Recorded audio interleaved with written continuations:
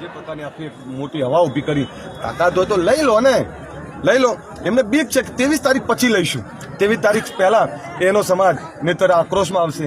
23 તારીખ પછી લેવાના કરતા 23 તારીખ પહેલા લઈ લો એટલે તમને ખબર પડે. પણ મૂળ મુદ્દો એ છે કે આ દાખલો આપું છું આપને કે એક ધારાસભ્યમાંથી રાજીનામું મેં નથી આપ્યું, કોઈ પાર્ટીમાં નથી જોડાય, મેં ફક્ત મારા હોદ્દા પરથી રાજીનામું આપ્યું. તેમ છતાં એમણે મારું ધારાસભ્ય પદ છીનવીને જે પ્રકાર આક્ષેપો કર્યા. કહી શકાય કે હાર્દિકને લાવ્યા બાદ તમારી સાથે કમ્પેરિઝન કરી હોય, તમારું ક્યાંય અલ્પેશ ઠાકોર સેનાનો સેનાપતિ છે. જ્યાં 12,000 ગામડાઓમાં ફેલાયેલી સેના જેણે પોતાનો પરસેવો રોડ્યો. પણ પરિસ્થિતિ એ છે, ગરીબોના મતોની કિંમત નથી, ગરીબોના અધિકારની કિંમત નથી, ગરીબોના સમર્થનની કિંમત નથી. આ ગરીબો સાથે, પછાતો સાથે આ જ પ્રકારનું વર્ષોથી થયું છે, વર્ષો સુધી થવાનું. અલ્પેશ ઠાકોરનું વ્યક્તિગત કંઈ જ ખૂટતું નહોતું, અલ્પેશ ઠાકોરનું વ્યક્તિગત કોઈ જ નુકસાન નહોતું. પણ મારા લોકો માટેની જ્યારે વાત આવે એમનું સન્માન અણાતું હતું, એમને ક્યાંક અપમાન થતું, ક્યાંક એમની અવગણના થતી, એના કારણે મેં આ બધું લઈને. આગામી રણનીતિ શું હશે? આગામી રણનીતિ ખૂબ સારી હશે અને જે લોકો જવાબ પણ 100% મળશે.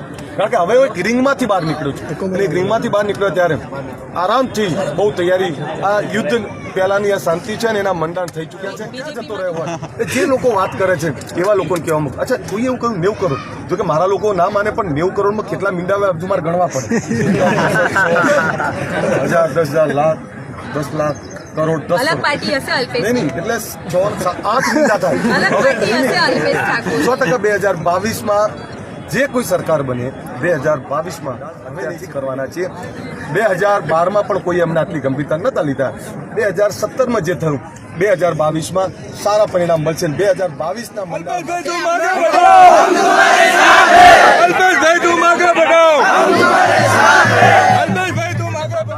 સમર્થન કરીએ પછી આપે અમારું સન્માન હણવાનું જે પ્રયત્ન કર્યો, જે રીતે ગાલીગલો, જે રીતે આક્ષેપો કર્યા, ખૂબ જ દુઃખદની બાબત છે.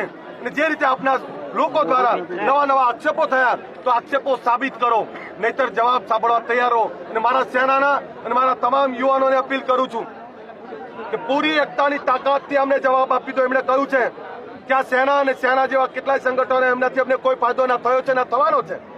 તો એવા તમામ લોકોને કહું છું, સમગ્ર ગુજરાતના પોતાની જોડે, આપણી જોડે નથી પૈસા કે નથી બીજું કોઈ તાકાત, મતની તાકાત છે. મતની એકતાની તાકાતથી એવો જવાબ આપો, પાડી દો એકવાર, એટલે એમને ખબર પડે જિંદગીમાં કોઈ બીજા આપણી સાથે છેતરપિંડી કરવાનો કે વિશ્વાસઘાત કરવાનો પ્રયત્ન ના કરે.